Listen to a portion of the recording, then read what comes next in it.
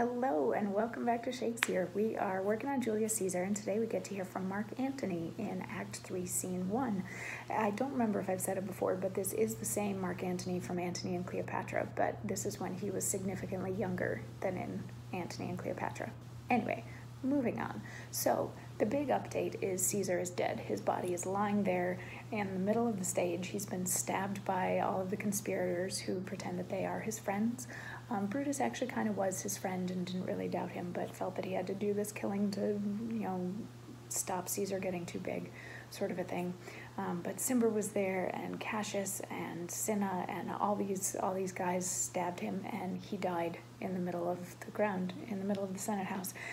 And as the conspirators are all celebrating, yesterday we got Mark Antony's servant coming in and saying Mark Antony wants to come and ask why Caesar died, but he wants to make sure that he gets to leave that conversation without dying himself. Like, is that cool? And Brutus is like, yes, we promise we will not kill him if he comes to talk to us. And the servant leaves, and then Brutus is like, we're going to win Mark Antony over, like, don't even worry about it. And Cassius is like, yeah, I'm not quite so sure about that. And then Mark Antony comes in, and he sees Caesar, dead Caesar, lying on the ground, and he says, "O mighty Caesar, dost thou lie so low? Are all thy conquests, glories, triumphs, spoils, shrunk to this little measure? Fare thee well.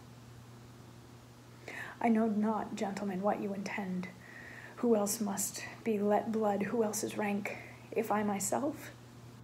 There is no hour so fit as Caesar's death hour, nor no instrument of half that worth as those your swords, made rich with the most noble blood of all this world.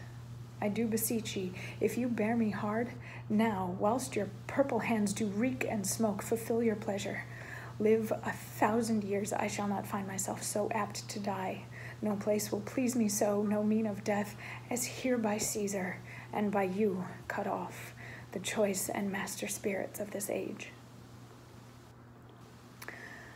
I'm not going to tell you the response because that's tomorrow's monologue. We get to hear Brutus's response to this tomorrow. But just sort of to say what this is, he comes in and he pays a little bit of respect to the dead body of Caesar in front of him and lets us all know that he was on Caesar's side. And then he says to all of the conspirators, like, look, guys, if you're going to kill me, please do it now, because I would rather die here and now by the same weapons and killed by the same people that killed Caesar than anywhere else, anytime else. Like, if you're going to do it, please do it now, is what he's saying. Marvin K. Mooney, will you please go now? No, that's a totally different book by Dr. Seuss. Anyway, and has nothing to do with Julius Caesar. Sorry if there's any copyright infringement, not intended, except go read Marvin K. Mooney, would you please go now, because that was probably my favorite Dr. Seuss book growing up. Anyway, getting away from Dr. Seuss, we will come back to Julius Caesar tomorrow to see how Brutus responds to Mark Antony's ask for a death sentence right now, if that's what they are going to give him. I'll see you tomorrow for more. Mwah.